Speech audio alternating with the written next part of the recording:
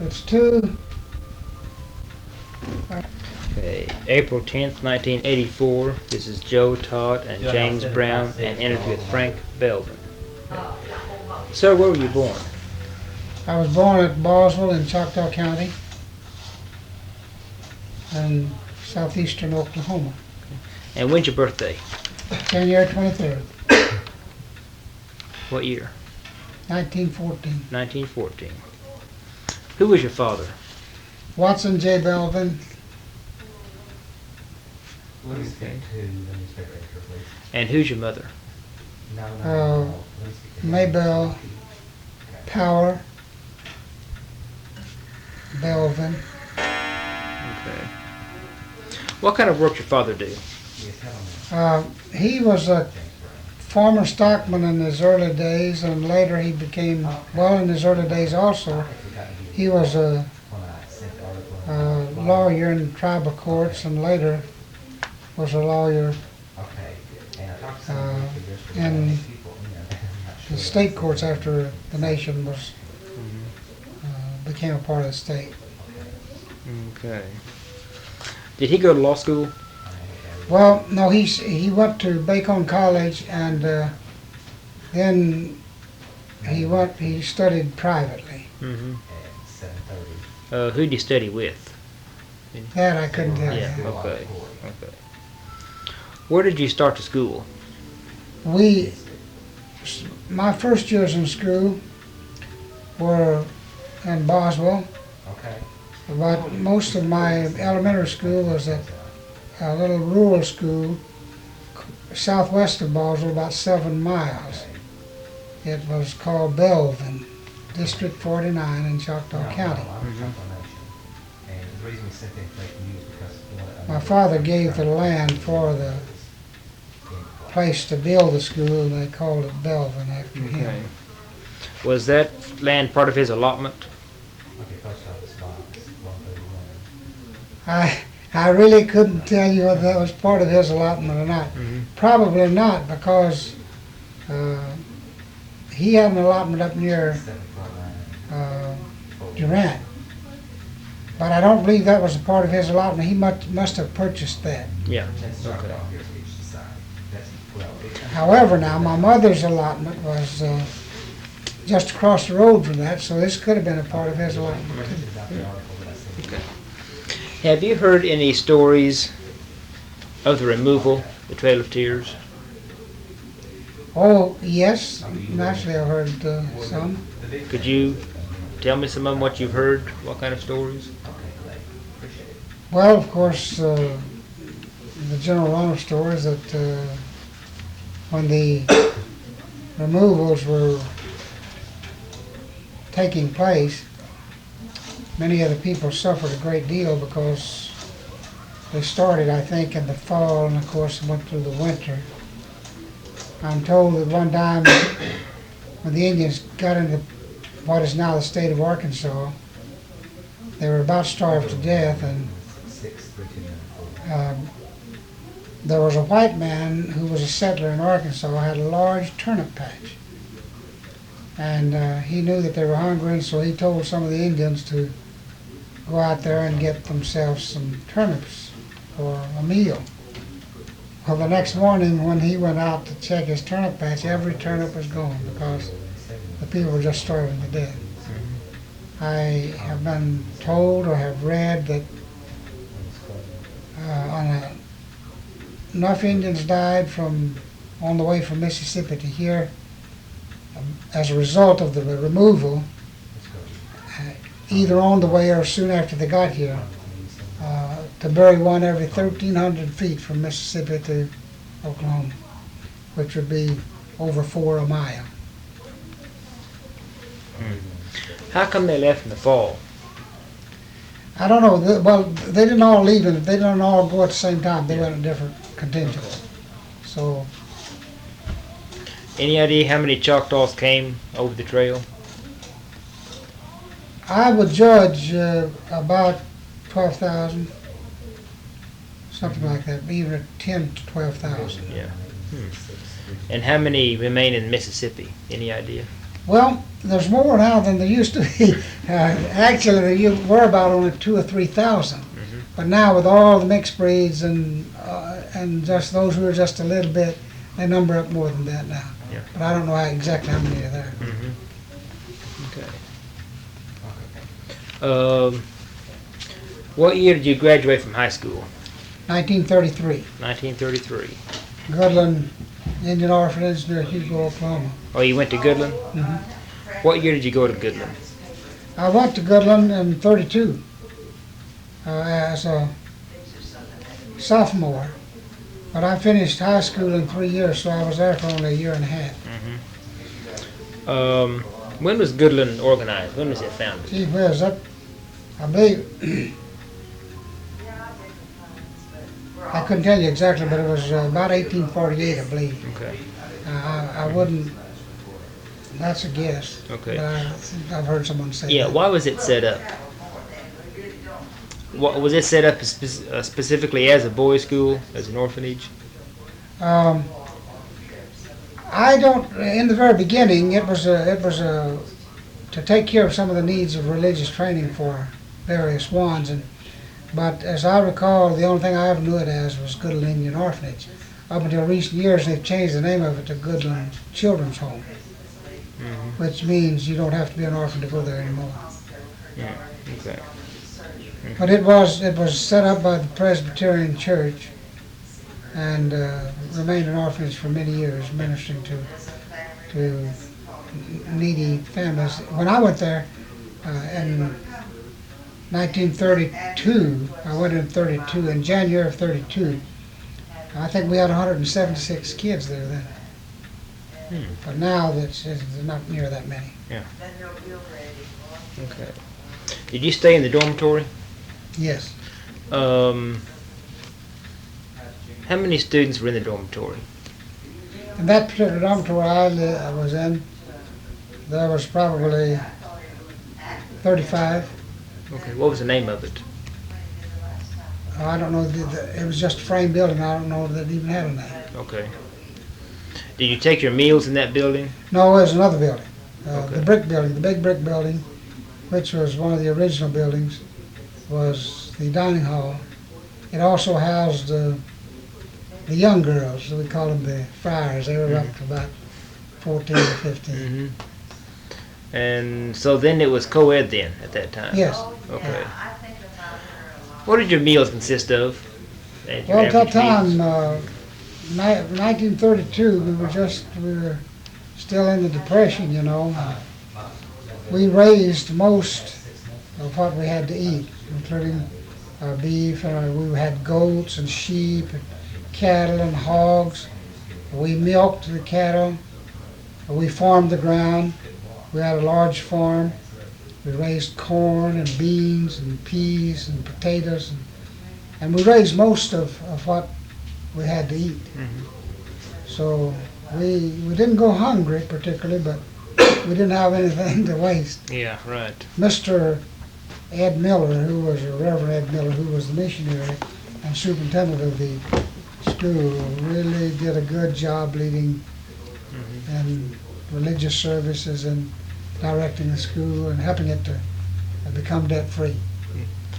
What were your duties at the school? What chores did you do? I had, of course, most of the larger boys worked on the farm doing various things. We cut trees, we plow, such things as that. I remember one thing we did, one project was we built a pond, a big dam.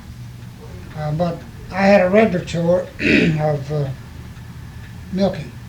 I had certain cows to milk each day, morning and evening. Okay. Did you plow with the tractor or with horses? Horses. Horses. Mules, yes. Okay. Did you use horses and mules, or? You mean together? No. Did you plow with? Well, did you plow? Yeah, together. Well, as far as I remember, we just hooked up a team of horses or a team of mules. We didn't mix them. Yeah. Which did you prefer to plow with, horses or mules? Oh, it didn't make a great deal of difference. Okay. They, After 1933, where'd you go? I went to college at Bacone College at Muskogee, Oklahoma in 1933. In 1933. And I stayed there for 3 years. It's a junior college, but I finished junior college in 2 years, but I took what they called a postgraduate course. There was an experiment with Northeastern State College by which Indian kids could stay at Bacone and study education, doing the practice teaching in the Bacone grade school and high school, but getting college credit for what they had done in Northeastern College. So I stayed there from 1935 to 1936, that 1 year, school year, and took that postgraduate course. Mm-hmm. It was just beginning, and I was, I don't know, it didn't last too long, but. Did you stay in the dormitory at Bacone? Yes, I did. Okay. My first time there, well, my first time, I mean, when I went there, I was put into Rockefeller Hall, which was the old building. It was the original building at Bacone College, where it's presently located. Of course, the original building at Bacone College was in Tahlequah. Mm-hmm. Is that building still standing, Rockefeller Hall?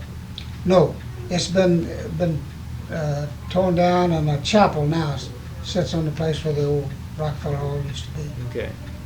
Who founded Bacone? Well, I guess Almon C. Bacone would be the man for whom it's named, and he was the teacher and first president. I guess the founder. He founded it in Tahlequah, and was there for 2 or 3 years. After which the Creek Nation gave 160 acres of land for the school, and they moved to what is now its present location near Muskogee. Okay. Why exactly did they move the school? I don't know that I can really answer that, except that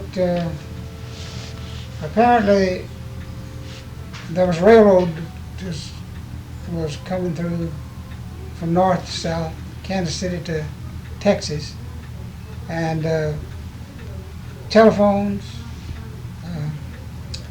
It, of course, was near Fort Gibson, which was the jumping off place for the early missionaries and for access for the Indians. They brought the Indians up. That's where they brought some of the Indians up the Arkansas River when they settled them, And this was the fort where the president of the Confederacy was stationed there. Jefferson Davis. Yeah. He was stationed there one time. Right. What did you study at Bacone? I studied math and agriculture, geology, English. Mm-hmm. How long did you go to Bacone? I was there 2 years, but as I said, I stayed the 3rd year for that postgraduate course. Yeah, okay. What about World War II? No, I didn't go into World War II. By the time I left Oklahoma and went to college at Ottawa University in '36, in the fall of '36, I was a member at that time of the National Guard Company I 180th Infantry in Muskogee. And when I left the state, they discharged me. So I was not in that mobilization. Of course, I finished Ottawa University in 1938 and went on to Eastern Baptist Seminary in Philadelphia in '38. And then it was in 40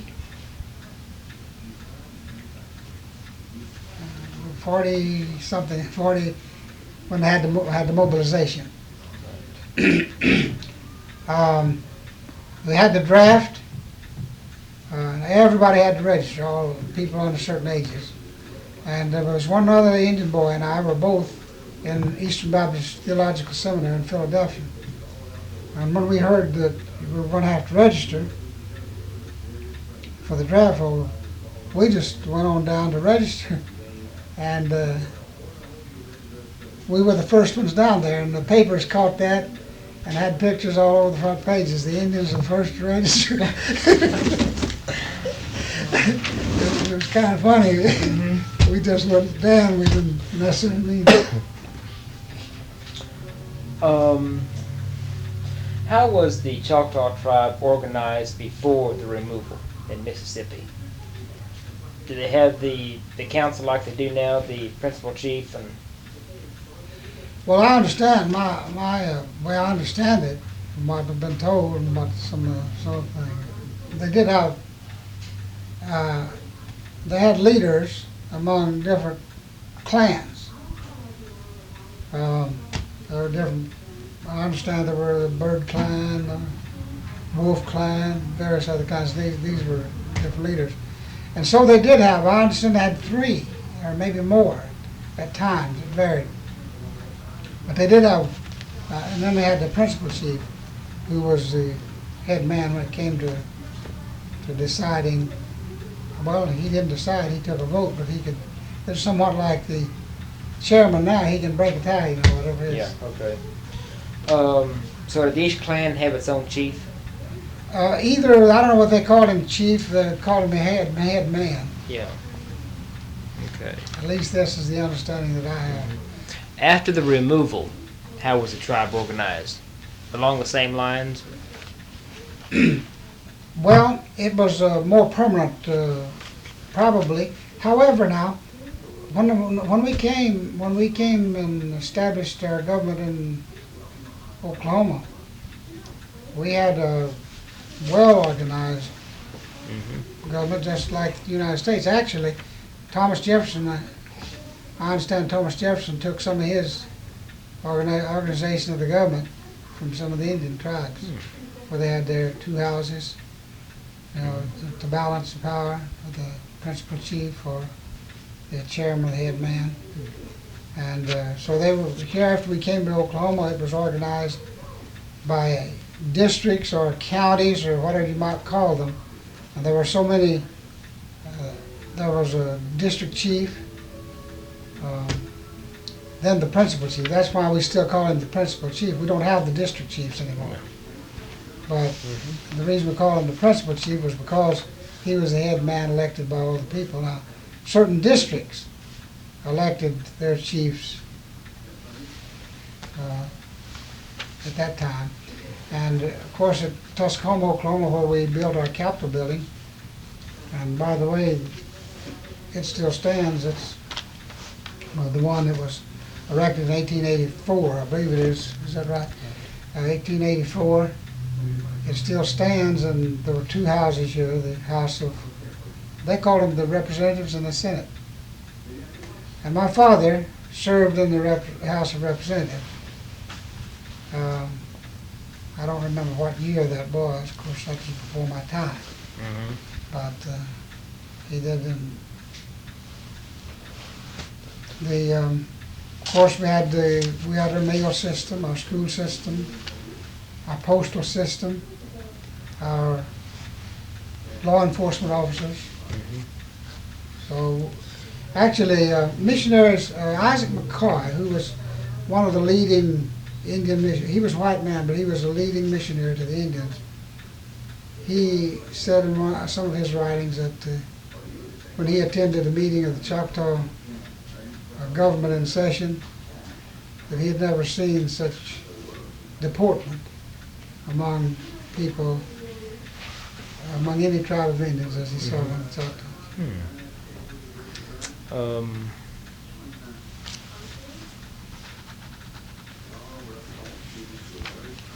How many clans in the Choctaws?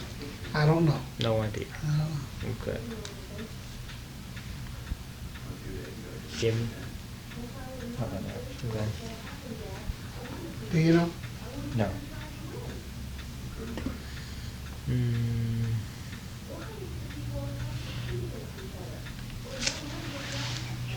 How many full-blood Choctaws are there left? That's debatable, and I couldn't tell you that, but the old lattes, the original lattes, there's not very many of them. What, about 600 now? I think that's right. The original lattes. Yeah, See, you right. got the original lattes. It was the last ones were allotted in 1905, I believe. I think so. And so you see, you got to be 79 years old to have been original. Right. So we don't have any of them left. Mm-hmm. Are you a Choctaw speaker? No, I don't speak Choctaw. Mm-hmm.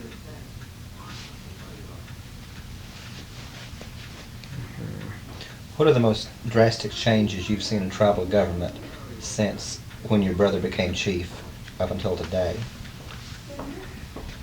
Well, the government has grown a great deal. Back in when my brother came to the office of principal chief in 1948, I think there was only 1 or 2 employees in the tribe. Now, of course, after the 5 tribes got what they call the Intertribal Council of the 5 Civilized Tribes, they organized that, I think it was in 1952. And that council was made up of some excellent men. The principal chiefs were all good thinkers. They selected their 5 or 4 members from among people themselves who were good thinkers. They knew where they wanted to go. They knew how to get there by working with rather than against the government, because they expected to get some cooperation from the representatives and senators from their own state. And the Intertribal Council of the 5 Tribes became a very influential council. And I suppose in its heyday, it represented more Indians than any other Indian council in the nation. Do you think it would be a good policy if the office of chief could only run 2 consecutive years? 2 consecutive terms? 2 consecutive terms, right, I'm sorry. Well, that's worked pretty well with the federal government. I guess it could work well with us too. Although I think that was a question asked on a form that came out to many of the tribes, and I guess you got one of them. I think on that I said no. When they asked if it should be limited to 2 terms, I think I said no. If you had a good chief, keep him. The only difficulty here is that there's always a tendency or a desire to build a power structure when you can hang on and on and on, you know. So there's something to be said for both.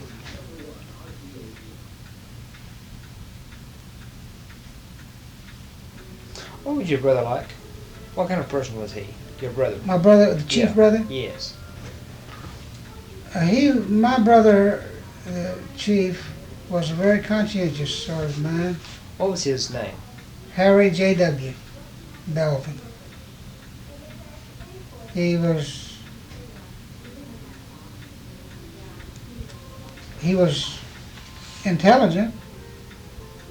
He graduated from college at Southeastern, and he took his master's degree in Oklahoma University. He always made good grades. He was a fairly good speaker. I guess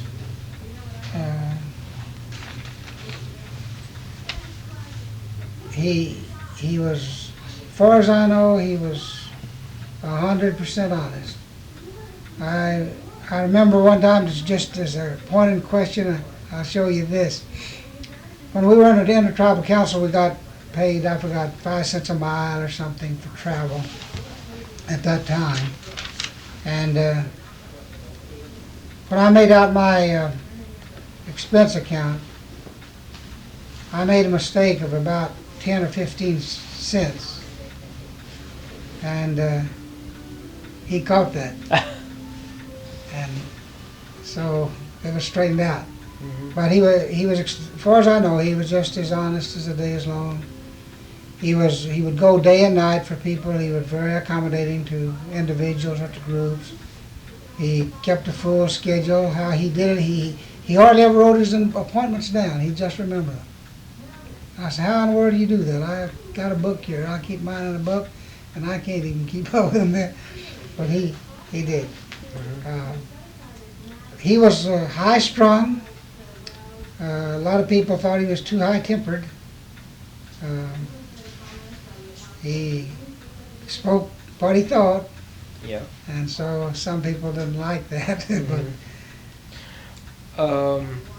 Was your father for or against statehood? I can't really say. I can tell you the philosophy that my father had. He was a Christian, and he used to tell us now after we became a state. Now, of course, I wasn't born until after statehood. He used to say, now you're living in a white man's world, and you better get your education, go to school, and take up as much as you can in the white man's ways, because otherwise you're going to be left behind. And he was corporate. He was an interpreter for the government as they tried to enroll the people, and he did what he could to bring about.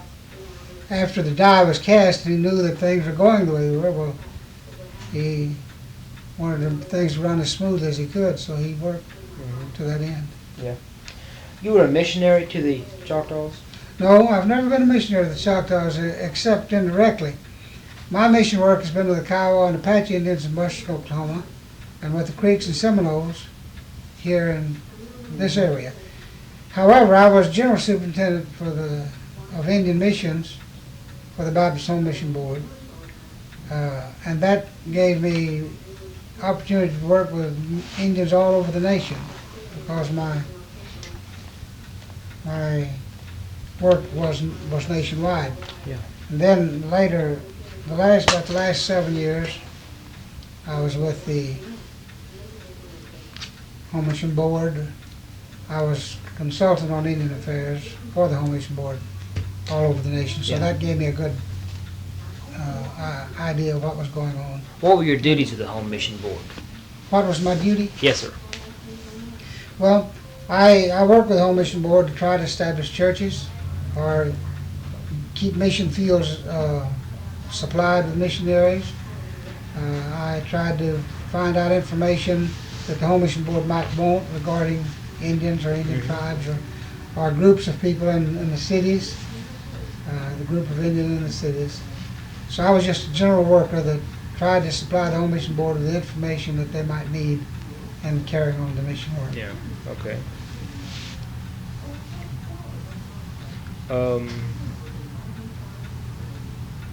Who are some of the prominent Choctaws that you've known? Well, besides your brother? Some of the ministers that were prominent at the time were Louis Lawrence, Roger Frazier. These two men particularly were with the Presbyterian Church and around Boswell. Now Simon Belvin, he's a distant relative, very good man, has been an influential minister among the Presbyterians in Oklahoma too. Among the Baptists were A.W. Hancock. He was at McAllister for many years, and a missionary to the Choctaws for many years. So he was there for about 21 years, and previous to that there was some white men who were missionaries. So these are some of the leading Choctaws, though. Oscar Gardner was the superintendent of Goodland for some time. He was a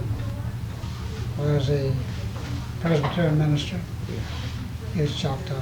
You say Gardner? Gardner, Oscar Gardner. Any relation to David Gardner?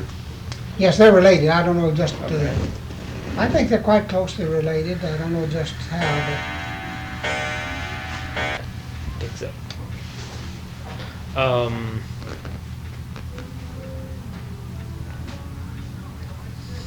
Do you have any of the old Choctaw stories, traditional stories, folklore?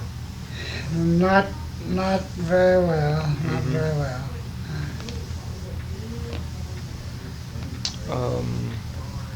When they ratified the 1860 Constitution, did it cut part of the Choctaw Nation off down around Bryan County? Did they cut it off? Mhm. When they ratified the. The 1860 Constitution. Well, the reason I asked, Ruth James was talking to me, and her daughter lives at Colbert, and she said after Red River, so they're out in the Chickasaw Nation. so the Constitution didn't affect the boundary lines. As far as I know, James, the Choctaw and the Chickasaws divided that. The Choctaws let the Chickasaws come in, and they just drew a line there, and it angles just a little bit. It doesn't angle much, but it comes in there, and it takes part of Bryan County, I believe, into the Chickasaw Nation. So that's probably the reason that the Choctaws couldn't. Maybe it's Chickasaw, but usually we kind of work brother and sister kind, So Do the two tribal governments work together, the Chickasaw and the Choctaw Nation? well, at one time the Choctaw and Chickasaw nations were together, and the seat of government was Tuscoma. For both nations, for both Chickasaws and Choctaws? Yes. And it was united, the Choctaws outvoted them, because we had 3/4 as many. We had 3/4 and they had only 1/4. And that's why they left. They were always outvoted as a tribe. So they voted and established their own. And that's why we still, everything that we have belongs 1/4 to the Chickasaw. Including the Arkansas River? Yeah. In that same vein, anything that the Chickasaws have, do the Choctaws own part of it? No, it's the other way around. Whatever the Choctaws have, the Chickasaws own 1/4 of it. But the Chickasaws have their own land, though, don't they? Yeah. But But the Choctaws get nothing from the Chickasaws then. That doesn't seem quite fair. Is it fair? Is it fair? Well, at the time that they thought it was fair, I guess. But things change, I've forgotten it was a tremendously small amount that the Chickasaws paid the Choctaws for all of that land roughly from Durant to Chickasha, south of the Canadian River. Actually, isn't it to Waurika? Yeah. Yeah. Because I think that's where the line is. Yeah, Yeah. Waurika. So, see, one of my brothers had land at Waurika. Mm-hmm. And all of that land, I don't know what, I hate to say, it was very small. I think it's less than $1 million. So, When did this transaction take place? gee, you got me on that. I don't remember what the date was on that. James, do you know what the date was when the Choctaw and Chickasaw separated? Why did they separate? Well, I guess it was just because the Choctaws were outvoting them on everything. I guess it got to be, where they stood as a tribe, And Choctaws had 3/4 of the people in the Congress, and the Chickasaws had only 1/4, so they were always outvoted. Are the Chickasaws and Choctaws two distinct, separate tribal groups, or is it the same? Well, according to, he was talking about some of the old stories, according to ancient history, and what I've heard all through the years is that the Choctaws came from the same group. The Chickasaws, there were two brothers. One was led the Choctaws, and the other broke off. The other brother broke off, became the leader of Chickasaws. They went up north, around Memphis, or up that way, and Choctaws went on south toward Jackson, Mississippi, and down that section. But the group following this younger brother, I guess he was younger brother, became known as the Chickasaws. And Choctaws stayed with Choctaw, and this Choctaw group, so that their language is very much the same now. They use the same Bible, they use the same songs, and preach and sing. So,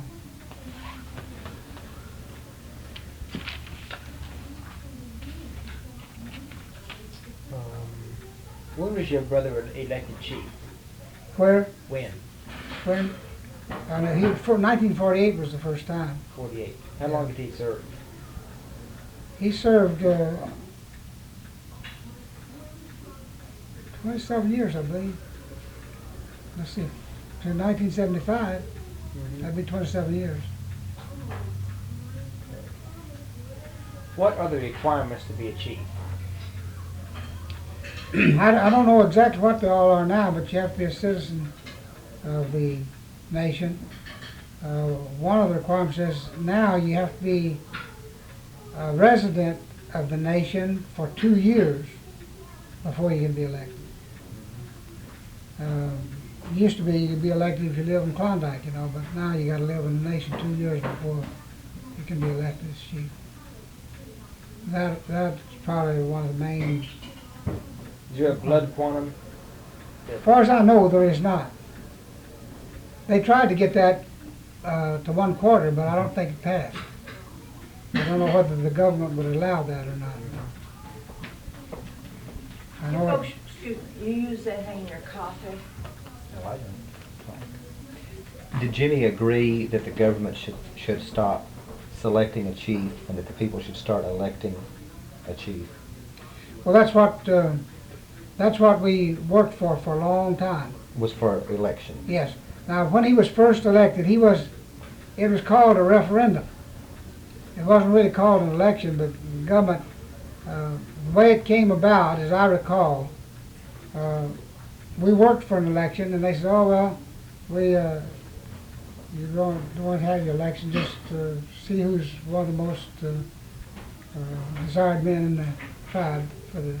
So a number of people put their names up, and Jimmy's name was selected, or he got most votes.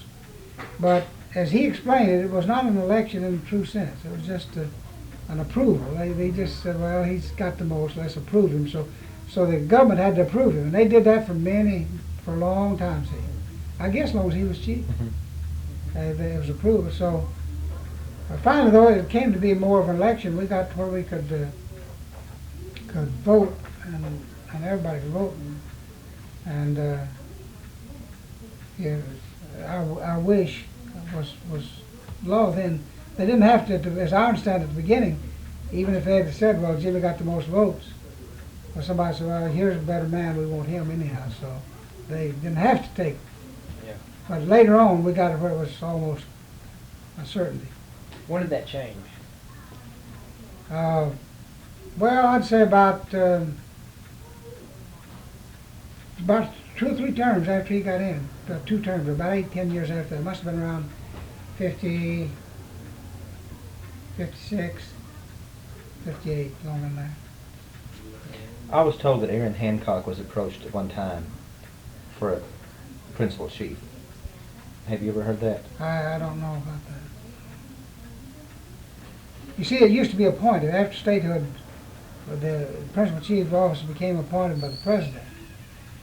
And of course, usually the way you got that was, you had to be a member of the party, and maybe, well, you didn't have to be, but I mean, generally it was. And you maybe if you had supported politically the right people and so forth. It was kind of a political thing. But we always wanted to be an elected thing so we could have our say in it. When did the Choctaws, who was the last hereditary chief of the Choctaws? Last hereditary chief? Yeah. I don't think the Choctaws ever had hereditary chiefs. They did? Not like some of the other people. Was Pushmataha elected? Yes. Okay, so they even had elections back then. Yeah, he was east of the river. See, well, he came on over here and helped search out this land, you know. But Pushmataha was he was one of the leading chiefs, I guess, Yeah. of the old guard, the old. Do you know anything about him? What he was like, Pushmataha?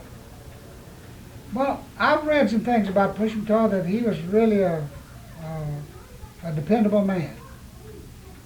He was very much a patriot, and he was loyal to the United States government. You know, when was it, Tecumseh came down, was trying to get the whole nation, the whole place organized with the Indians to fight the English, you know. And he came to the Choctaws and presented the plan, and Pushmataha and his chiefs listened to him, but Pushmataha was not in agreement with him, and he told him so, but he said, "Now I don't." In effect, he said, "I don't lord it over my people. If that's what they want, we'll put it to a vote." And so they put it to a vote, and of course the Choctaws stood by Pushmataha and made Tecumseh mad, and he called Pushmataha a woman, and he said, "Now, in effect, Pushmataha said, 'Now we have voted on this,' and he said, 'If they had voted to fight, I'd fight the last man.' But he said, 'We have voted to remain neutral, and if any of my men fights him, we'll kill him.'" He said he could expect. And he told told Tecumseh. Tecumseh was pretty mad at him. He told him, said, "Well, now," "you've come in here to our land, and we welcome you, and we've given you safe passage." And he said, "After you get out of here," said, "we're going to give you safe passage out." He said, "That's as far as we go." He said, "Whatever happens to you then," said, "we're not going to be responsible for it." In effect, those are some of the things that he told him. So, and this is one of the things that always grieved me, was that Pushmataha went to Washington, apparently to try to stay the tide of removals. And he died in Washington mysteriously. Had he lived, what do you think would have happened? Well, I don't really know. I think they would have probably have come on, and, you know, they'd have probably come on, the removals would have gone ahead anyhow. Thank you. So, some of the hardships might have been eliminated, but I don't know. It was one of those things of the times that happened, and the government was poorly prepared for making the removals, and it was one of those things that you just can't help and you can't vision, you know, how it would have been. Of course, that's just pure conjecture. Yeah. Thank you. Any idea why the government had they were in such a hurry to move the Indians out? Well, of course, the plantations in the South, and that's where the big tribes were expanding. Slavery was, you know, strong. So they want to get the Indians out so the land could be opened up to white settlement, so the plantations could expand, things like that. That's one of the main things, I think. Have you heard anything about the Battle of New Orleans and Pushmataha? Well, I understood that he hadn't been for him, hadn't been for the Choctaws, Andrew Jackson never would have got out of New Orleans. And that's what I've been told. Any specific details of what happened there? Not particularly, other than the Choctaws had a great regiment there that helped them carry the day. So. And then, you know, even the Choctaws fought against the Creeks at the Battle of Horseshoe Bend. Are the Creeks and Choctaws hereditary enemies? Not that I know Traditional of. enemies, I'm sorry. I don't think so. Never have heard it if they were. Let's see. Anything on tribal government, the organization of, I don't know what to ask there. On tribal government, do you foresee a lot of good things happening to the Choctaw Nation? In the tribal government? Right. We've got a constitution. I suppose we're going to live with it. Well, until the tribe as a whole begins to take part in the government and accept responsibilities that go with freedom, I don't see much hope for us. James, I know nobody likes taxes, but I can't believe that we can be autonomous, that we can be sovereign, as long as we don't support ourselves. And if we have to look to Washington to make our programs, fund our programs, we just don't have a chance. Because Washington can cut us off anytime they want to. And probably will. Sure they will. There's no question about that. The schools are going now. And it won't be, sooner or later they're going to cut us down. So I just don't know what it will be, but I think the Indian Department will last for many years as if for nothing more than a political plum for somebody to handle. But I don't think we can expect the government to fund our programs over a long haul, because we've got to develop leadership, and we've got to develop. We may have to tighten our belts, and the big salaries that some of the people have been receiving, we're going to have to be smaller, because tribal government cannot support big salaries. The tribes in the process, as I'm sure you know, of taking over higher education, Indian Health Services, and parts of the BIA, the Tellahena Agency. Is this good? It may be. It won't.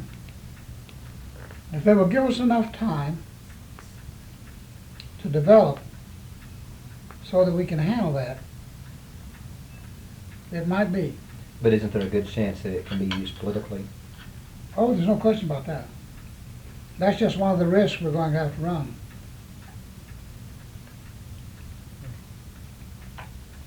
What bothers me is that we might. There's always the possibility of getting in the positions of leadership people who are selfish. And if this country, if our nation ever needed patriots, it's now.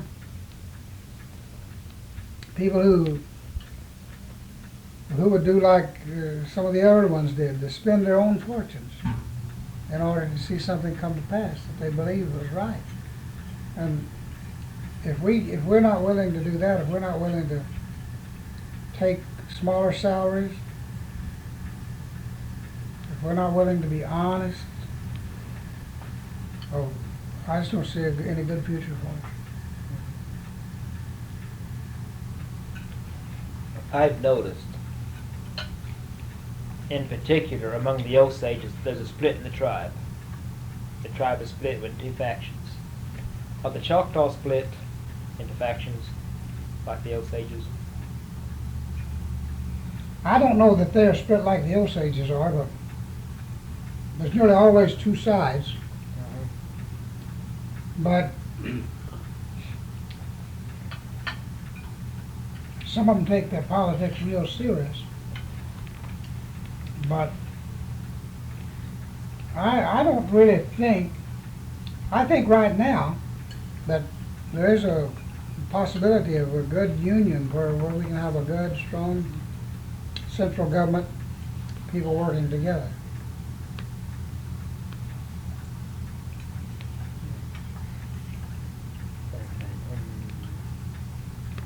This is about my family, but I've been curious. There's been a lot of controversial things said about my grandfather and his part in the Choctaw tribe when your brother was chief. In your opinion, was he working for the Choctaws? My grandfather. Now, which one? Lewis. Cass. Yeah, I tried. Who I thought you meant. I never heard my brother say anything but good things for Lewis Cass. He said he was a good Indian. And said he was dependable. And when my brother said that, well, that was enough for me.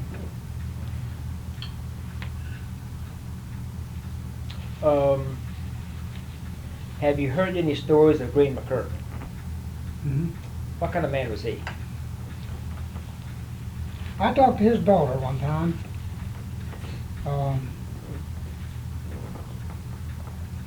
About Green McCurtain, some of his escapades. You know, Green McCurtain was a kinsman to us, to me, to the Belvin.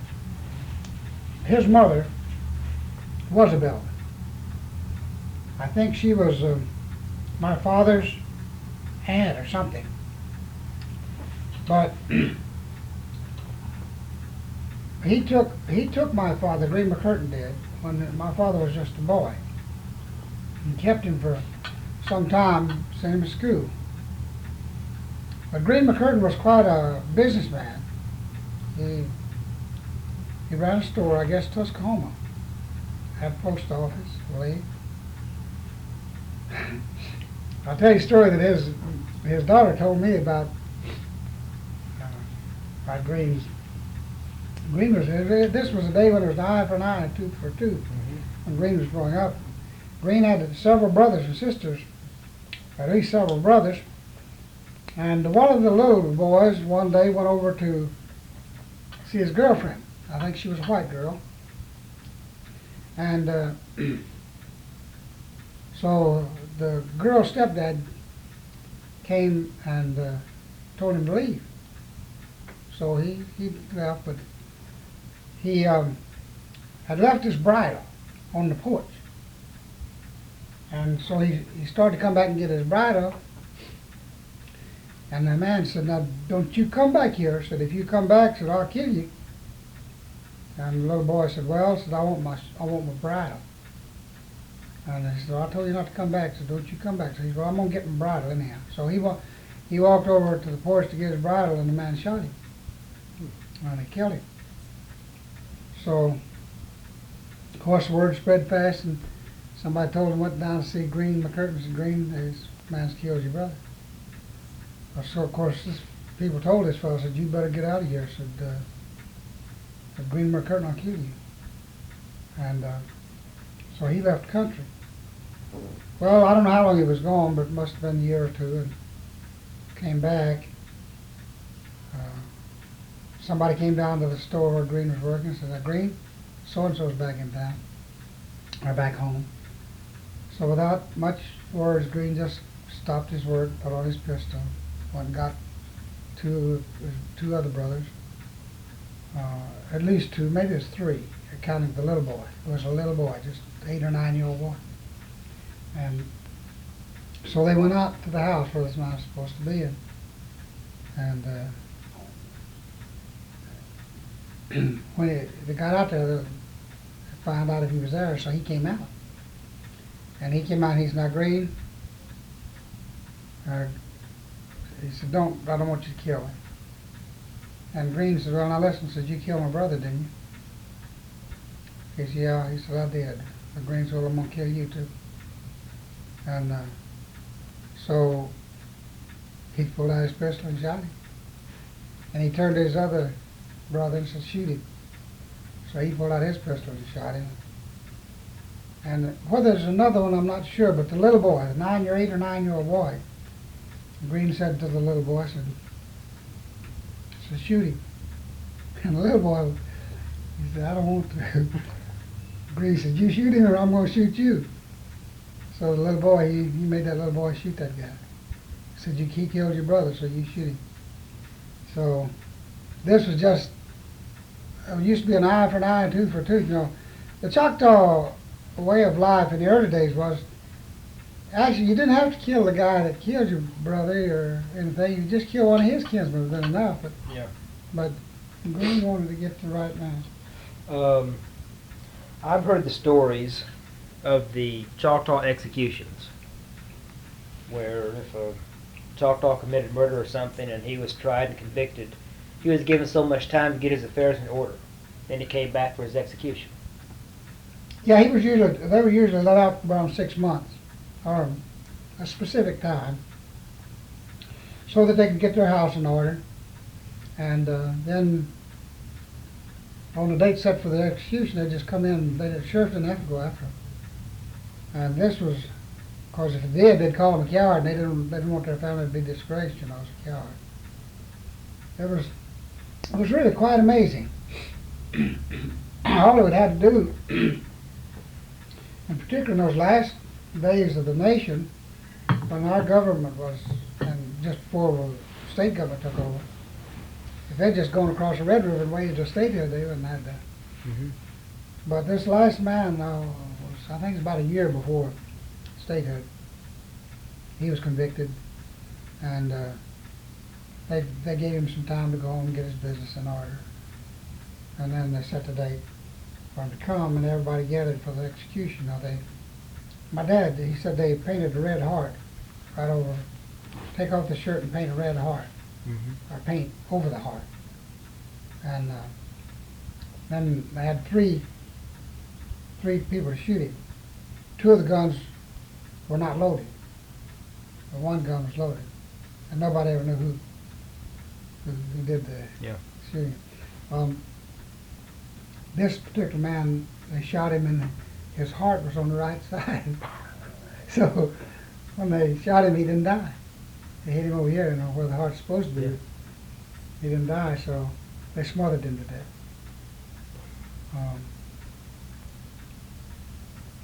But that was the same true with the Creeks here. The Creeks did that the same way. So it just, I guess, a system of honor then. Yeah, it was a system of honor that they didn't want any disgrace on their family or be able to be called a coward. You know. If they didn't show up, their family would be disgraced then. Yeah, that's he comes from a coward family. You know. When the 5 Civilized Tribes Museum was dedicated, there was an elderly Choctaw lady that helped with the dedication services. I think she was a McCurtain that had married Dr. Hartshorn. Do you know who I'm talking about? David McCurtain. David McCurtain.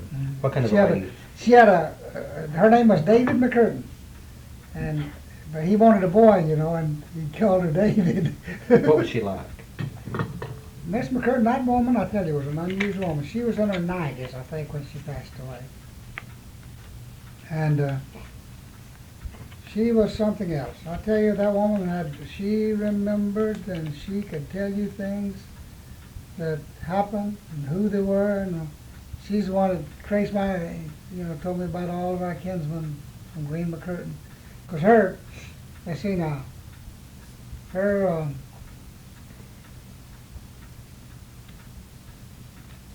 I guess her mother was a Belvin. So you were related to her? Yeah, we were related. Yeah. Was she active in Choctaw affairs? Yeah, quite. Well, you mean back when she was young? Yes. I don't really know. I doubt much that she was. She was married to this Dr. McCurtain, you know. And I guess he was a whiz. He was a white man, I think. And, but, well, other than just, just a general run, as far as I know, she was not active in government or anything like that. What about, is it Jane Austen McCurtain? Austen McCurtain. What kind of person was she? Jane Austen? Jane Austen McCurtain. I don't know much about her at all. Sure don't. Have you read anything about her? No. Like some more coffee? Yes, ma'am, please. The power that the women had, if any, was it limited in the early days? Thank you. Like they couldn't sit on the council, they couldn't be elected as a tribal council representative, could they? As far as I know, they didn't. I don't know of any woman that ever served in any council. It was always left to the men. I don't recall any in history. There could have been some, but I don't recall. Okay. In the 1860 Constitution, it doesn't say anything about a woman not being allowed to serve on the council, but everything it refers to is men that are on the council. Therefore, when Harriet James was on the council, was she a legal council representative, if you were referring back to the Constitution? I would say yes, because I believe that where anything is silent, you can do it until they say no. And unless it's strictly prohibited, then go ahead till they pass a law prohibiting it. That's the way I'd interpret that. Do you think the Choctaws will ever elect a woman for chief of the Choctaw Nation? They're not ready for it yet, but the time may come, and they might. I wouldn't rule it out. Could a woman effectively serve, the right woman? Yeah, I think so.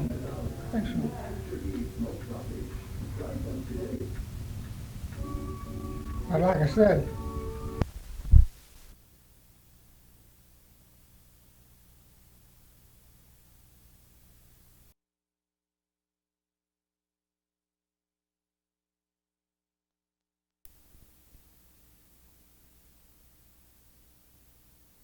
it's not that. It's not that they're male chauvinist. It's just that that's the culture. That the man is, still supposed to be the leader and head of the house and head of the government and head of this and head of that. Have the Choctaws been matrilineal or patrilineal? Well, I would say matri, because the early Choctaws, the children belong to the mother. They do? Mm-hmm.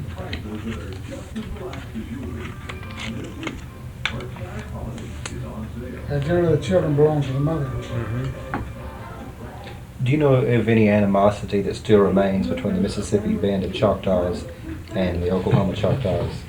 Not really, no. I don't know that they ever did, other than just passing. And some of them say, "Oh, we stayed home. We didn't go to Oklahoma." So, but there's never been any attempt for Choctaws here to go back down there and try to take land or anything, Now, a lot of them did come up here, and we call them Mississippi Choctaws, So a lot of them came up and took allotments.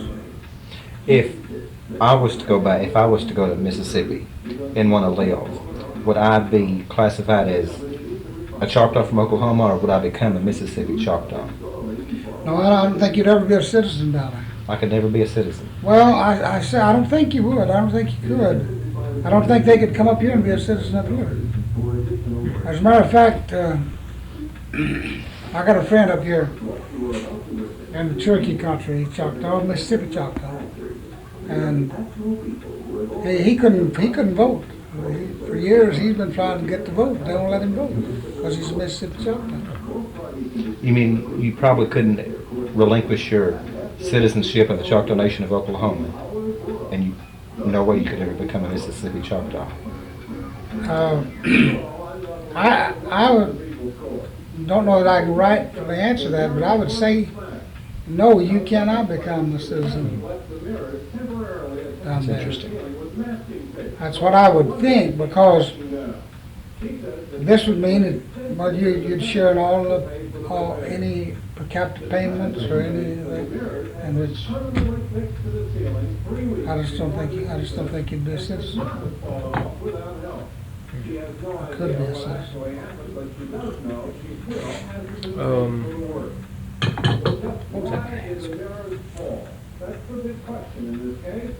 Do you think the Choctaws will ever get together like the Cherokees have done?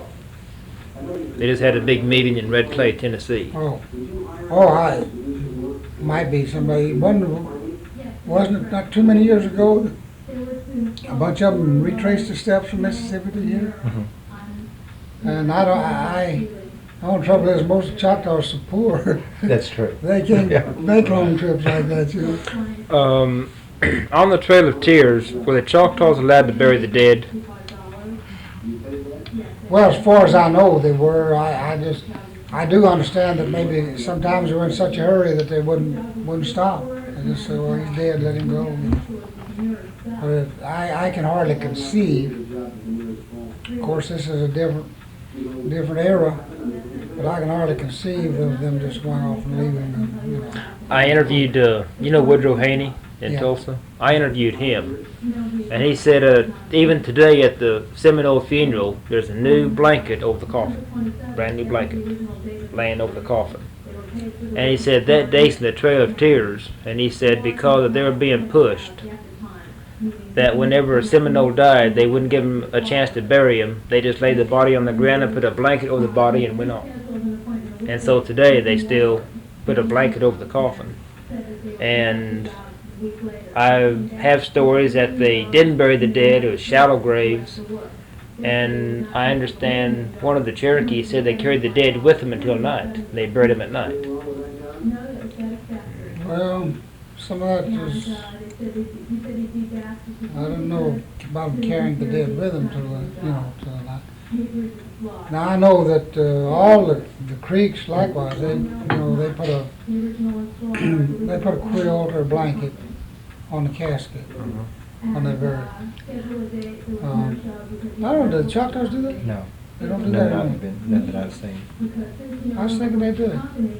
But yeah, the creeks still do that. They put it over the casket. Put it over the casket and then just down into the box and put the vault if they have a vault. Any other questions? Do you foresee the Choctaw language to be a dying language, or is it already a dying language? Well, yes, I can foresee that it won't be in use much anymore. As a matter of fact, Jim, I'm disappointed when I go to some of the Choctaw meetings and don't even sing Choctaw songs anymore. And you try to get them to sing Choctaw songs, and very, very few people that can sing, in particular can lead the Choctaw songs. So yes, I can foresee, because see, we're just a small group of people. You take 20,000 real Choctaws, and when I say real Choctaws, I mean people that more or less hold to the culture and speak the language. But I bet there's not 20,000 Choctaws can speak the language. I'm sure that's correct. And of course, we got more than that, mixed breeds, that go on up to the 164th degree. But yeah, I can foresee the time coming when the Choctaw language will not be spoken anymore. Couldn't the tribal government start a program throughout the Choctaw Nation to teach the Choctaw language? How would they have to be approached? Well, I think we could. I think we could get. Sure, I think one of the first things we'd work through the churches, and it wouldn't cost us a great deal if we just let the churches take leadership. And like we're doing out here at our church every Thursday night, we come out there and sing Creek hymns. Can you sing Creek? No, I can't sing anything. My voice is. I love to try, but I can't sing. Some of the hymns I can sing, I can look in the book and read it, When Jimmy Anderson is at Only Way, he always sings the Creek National Anthem. Oh, he does. Hallelujah. Yeah, I've always Yeah. enjoyed that. Something about the missions. Why is it that the Home Mission Board won't let the churches or a group of Indian ministers pick general missionaries? Well, that's a $164 question. Do you think they're wrong, the Home Mission Board? Well, yes, to some degree. Actually, I think now, after years and years of talking to the Mission Board, I think that if the Indians would get organized and say to the Mission Board, now we want to pick the man, I think the Mission Board let them pick the man. But see what they do, they just sat back and said, well, we'll just take who you send us. But what the board will do, the board wants the cooperation of the Indians. And I'm just sure that if the Indians went to the Home Mission Board and said, now look, we want to pick the man. First, let me say this. One of the reasons the Home Mission Board is a little fearful for people to pick their man is that they're afraid because he may be popular, or he may not be cooperative with them, or it might be a family group that's strong, you know. Number of reasons, but what they need to do is say, either one way or the other, say, okay, you folks pick the man that you want, but let us approve him. Or else we'll pick him and let you approve him. Now that's what needs to be done. See, in other words, if you say, well, we want to pick our man, okay, we'll pick this man. If Home Mission Board says, well, he doesn't fit, he doesn't have the proper training, he doesn't have the proper attitude, or one way or another, you know.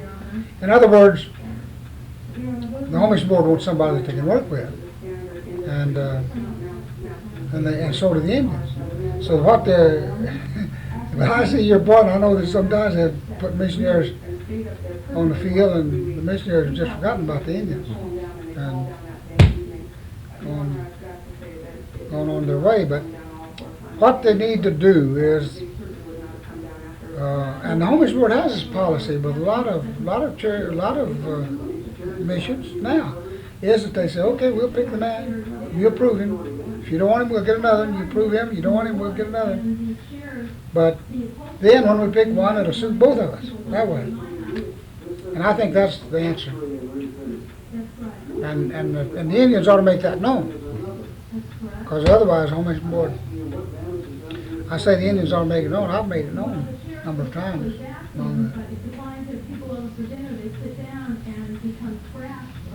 And the Home Mission Board does want to be cooperative with its mission work on that, and I think that's one of the best ways for it to begin with leadership.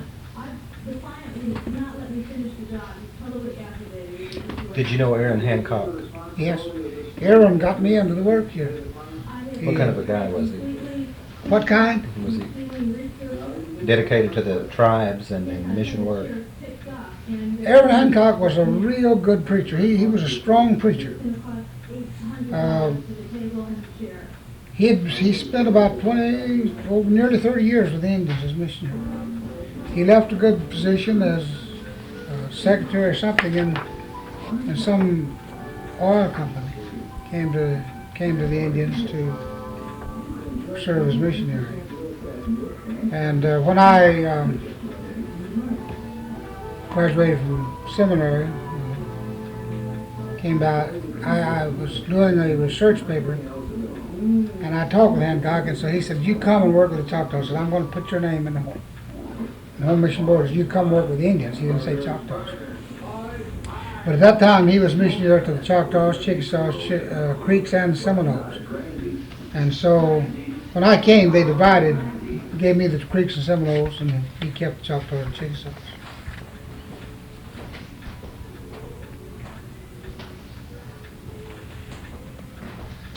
Anything else? Well, I want to thank you. I'm afraid I've been very helpful. Oh, yeah.